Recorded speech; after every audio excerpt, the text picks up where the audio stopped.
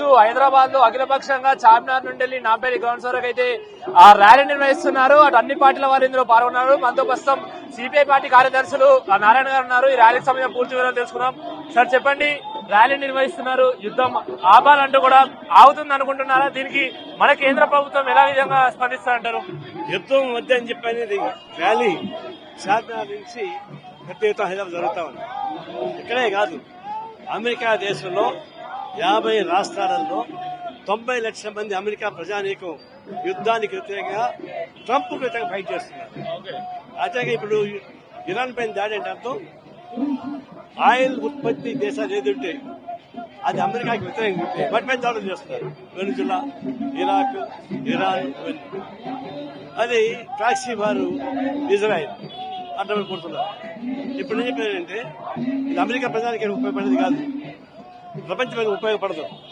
American corporate companies కు ఉపయోగపడతాయి. వాళ్ళు తయారు చేసే ఆయుధాలు కొనుగో అమ్ముతున్నారు, ఆయిల్ మొత్తం వాళ్ళకి అట్లా అప్పగిస్తా ఉన్నారు.